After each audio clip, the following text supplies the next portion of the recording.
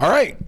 Welcome to the Scorched Earth Sports Podcast for Saturday, March 8th, 2025. Welcome all. Welcome one. Welcome many.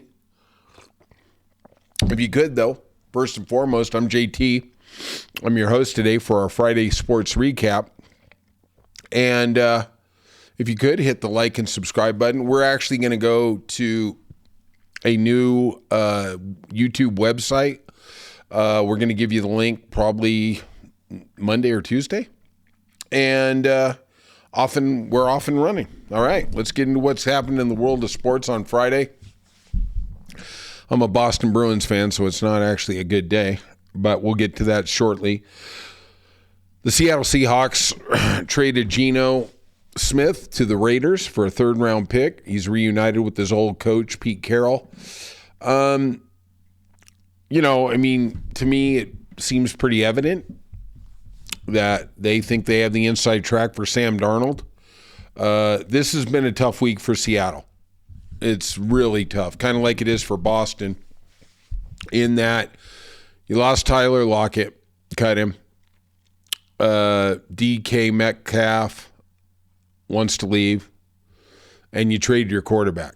And I know they want to get to be more of a running team, but man, they were good last year. I mean, Geno was slinging. I think he was at 70% completion. I mean, I feel bad for the Seattle fans. I mean, this just literally guts your offense. You know, things will get better, but man, that ain't easy. And I guess we're just going to see. The offensive coordinator for Seattle, I guess, worked with Sam Darnold over in San Francisco. Maybe that gets him an inside track. I don't know. At the end of the day, it's going to probably come down to money, isn't it? I mean, really? I can't see Sam Darnold signing for less than $100 million. And, everybody's talking about these, we're going to get 3 years, $90 million, and we're going to have an option after the first year. I mean, why is Sam going to sign that? Everybody is treating him like, yeah, and I understand the last 2 games of the year weren't very good. He wasn't very good against Detroit. Playoff loss wasn't very good. They got smashed by the Rams. But at the end of the day, this guy put up some numbers, man. This guy put up some serious numbers. That guy who was there through week 16, that guy, one of the 5-6 best quarterbacks in the NFL. I mean, they're not going to franchise tag him. All right, good luck. Good luck. You better hope you're right on with J.J. McCarthy. And like I talk about, and I just, for the life of me, don't understand all these other podcasts like, oh, they got JJ in the bank. I'm telling you right now, with Bill Simmons telling me Drake May is going to be the guy, and, Caleb Williams is going to be the guy, and all he needs is some blockers. If we let's talk about the top 7 rookie quarterbacks, right? C.J. Stroud, Caleb Williams, Bryce Young. Okay, I know that's kind of a tough one.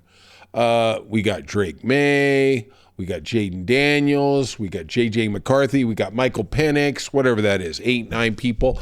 I'm going to tell you right now, forget what everybody's telling you. This isn't the quarterback class of 83. Only 2 of those guys are going to be starting in the NFL in 4 years. I don't know which ones. I'm not making the prediction. I'm not doing the Colin Coward where I say everything is great, and then when things go to hell, say, that's what I thought. That was my gut. I heard from some people. Okay. It's like watching NASCAR when they pick 40 guys who are going to win, and then when the guy finally comes out at the last, they're like, oh, you picked them in the pregame. Yeah. Him and 39 others. Wow, it's pretty hard, right? There's only 41 guys racing. All right. Washington, a lot of releases in the NFL this week. Washington released Pro Bowl tackle Jonathan Allen. I didn't see that coming. Devontae Adams got cut. We kind of saw that coming. Joey Bosa got cut. Kind of figured that was a numbers game. I will say it's kind of interesting. Khalil Mack didn't get the cut, but they know what they're doing. Darius Slay from the Philadelphia Eagles. They were kind of loaded in the defensive backfield. Tyler Lockett, Gardner Minshew also cut. Here's an interesting one that I don't know if you picked up on. Michael Gallup who had some really good years with the Cowboys, signed a big contract, got hurt, never was the same. The Las Vegas Raiders yesterday released him from the reserve retired list so he can make a comeback. Guess somebody needs a check. Guess they found out that people don't pay you $4 million to work at Amazon in the outside. Browns owner Jimmy Haslam declines a meeting with Myles Garrett. Boy, there's some big problems in that organization. I got a funny feeling Jimmy didn't take well to Myles saying he wanted to win. And I don't blame Myles. It's his career. You know, you don't want to be a Joe Thomas. You're going to be the 10-year vet, never sees the playoffs, whatever. Garrett is just an exceptional player. 6-time Pro Bowler, 4-time All-Pro. He just wants to win. And can you blame him? You only got one career, And really, as messed up as they are at the quarterback, how long is it till they're actually viable? I mean, the AFC is just a murderer's row of quarterbacks. You got Josh Allen. I'm not even going to call Tua. Lamar Jackson. You got Patrick Mahomes. You got Herbert. You've got some guys. You got Joe Burrow. Good luck. Good luck in that. If you don't have a superstar quarterback, and literally, I don't know what the Tennessee Titans are going to do at 1, but you got to take Cam Ward. I mean, you just do. On the 1 in 5 chance that he's going to be a top 10 quarterback. All these other podcasts, they got, that guy's in my top 10. They literally got 20 guys in the top 10. It's hard to get in the top 10. I mean, it's real hard. Honestly, if you got a top 15 quarterback, that's pretty good. And then, of course, everybody gets impatient. Well, he's just a game manager. He's not a winner. Well, you know what? Let me tell you something. I'm a Dolphins fan. I'll take the game manager. I'll take the 9-7 because we are so far away from it. We are one hit away from being Carolina. That's really where we're at. Everybody just thinks you can just go down to, the Goodwill store and get a quarterback. It doesn't quite work that way. All right. Going to come to the sad story in the sports news. I'm a Bruins fan, big Bruins fan. And the Bruins traded Brad Marchand, our captain. He's literally in the top 4 or 5 of almost every category of a Bruin. He's on the wall, probably in the top 15 greatest Bruins. And the Bruins have had some really, really good players. Chara, Ray Bourque, Bobby Orr, Esposito. I mean, we've had some monsters, But I always liked Brad Marchand. He was the guy who kind of led our team 2 years ago when we had the best record. Literally, it's like we're at pick apart now. We're selling everything we can. And I guess they just decided after that run 2 years ago, and they didn't get the title. They lost in the first round to Florida. That was pretty much the beginning of the end. And now we are literally rebuilding. We don't really have any prospects coming up that I'm aware of. It's, they were saying, I guess the sticking point was Marchand wanted a 2-year contract and the Bruins only wanted to give him a 1. And hockey is a beautiful sport, but, they always talk about the team and it's the letter on the chest. Well, you know what? How come there's no loyalty from the team to the player? How can, PK Subban, there's a pimp for management. He wants to keep his ESPN job. How is it that, we can sit here and go, hey, we got to put blood out there, but the team, when they do it, it's a business decision. It got to be business. Well, why can't the player be that way? I mean, come on. Why is it just a one-way street? That is what it is. Stars and the Panthers are now the co-favorites for the Cup. They both made big trades. Plus 600. I actually had Colorado. I do, I guess still. Colorado at 18-1 to win the title. And when they trade Rakitin over to Carolina a couple, 2 months ago, I was like, wow, that's like our third best player. What are we doing there? But I thought, okay, it's not going to be that big of a deal. He's going to Carolina in the East. Well, now Carolina trades him to Dallas. I'm like, oh, great. And then he signs the big deal. Like, oh, my God, we got a problem. The Stars were already loaded. Panthers getting Marchand, that was big. Edmonton is still on ESPN Bet the fan favorite for the Cup with 22% of the bets and 14.2% of the money. So the Oilers are at plus 700, Avalanche at 10-1, and the Washington Capitals are right there at 10-1. So there's your 5 ones. Panthers, Stars 6-1, and then the rest following it up.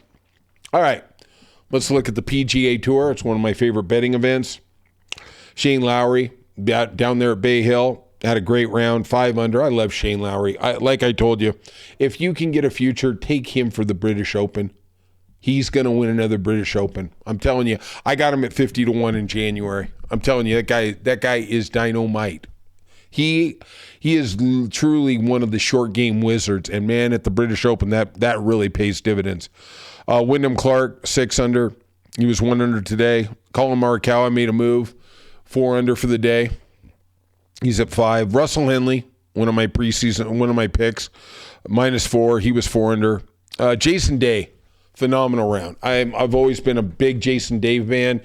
I really never understood why he fell off after he won that PGA. I thought he was going to win 2 or 3 more majors. Didn't quite happen. Just a real solid player. Real hard worker. He went from a 76 on Thursday to a 64 on Friday. That's why he keeps slinging it, right? Just like Wilson last week. You know, he barely made the cut to win in the tournament. Thomas, 3 under. He was 2 under for the day. Scheffler had a par round. He was 1 under. I don't know. I think there's something going on there. There's just something weird with Scheffler. I still am not buying all the, he cut himself cooking and that's what there just seems something weird. And look, I got no insight. I really wish I did. I'd tell you. But, in the course of a year, he had the problem in Louisville at the PGA, excuse me. And he cuts his hand during his Christmas break, delays him coming back to the tour. There just seems like there's something off, and I'm not trying to make it nefarious. I'm not. He seems like a good guy, but I don't believe all this hype and bullshit you see, because they told us for 10 years it was Saint Tiger. And then all of a sudden it crumbled real quick, right? And then everybody all of a sudden, I had heard rumors. And then all of a sudden the honesty started to come out. I don't know. There just seems something weird about Scheffler. Most talented golfer in the world, no doubt about it. He's going to be a threat at the Masters. Make no mistake about it. But there just seems something off with this game. Berger, who I picked to get a top 20, is 3 over. Ben Griffith, I picked him for a top 20, is 3 over. Xander Schauffele barely made the cut at 4 over. It's going to take him a while. I wouldn't think he's going to be much of a threat at the Players or at the Masters, but I got to say, if you would have put a gun to my head last year and said, which player on tour is going to win 2 majors, I would have said Scheffler. And he started out with the Masters, and Xander was just an amazing player last year. He really found his groove. Is he going to get it? Yeah, sure he will. He's just that talented, but I don't know. You just because you have a good year doesn't mean that's going to be the trajectory of the rest of your career. Guys who missed the cut, here's one of my favorite golfers, Victor Hovland. I don't know what's going on with this guy. I literally thought he'd have a major by now. U.S. Open, PGA, something. I don't know. Max Homa seems to be in reverse. He's just having one of those years where he just can't find his mojo. Poitier, the guy who won or came in second in Mexico City. The only reason I bring him up is because I saw him on the tee. I think it was on 18, and he topped the ball. He topped the ball into the water. I was like, oh my God, this guy is my brother in arms. That's me, man. I got the big lake. Literally, I dribble it 12 yards into the lake. I'm not that guy who hits it 185 yards and it just slowly fades into the water. No, I skim it right there, man. Boom. I'm killing a crocodile, right? All right. If you're looking at me, if I'm making a pick coming into the weekend, I like Henley. I like Morikawa. And I like Shane Lowry, but I'm not going to bet the chalk. He's going to be plus 120, 140. Yeah, I don't like that. I'm not betting that. Colin Morikawa or Henley, I like it. You're probably going to get 2, 3 to 1. That's probably the place to look at. All right. If you could, hit the like and subscribe button. I appreciate your patronage. Leave some comments. I always like to know what you're thinking, and I will see you tomorrow.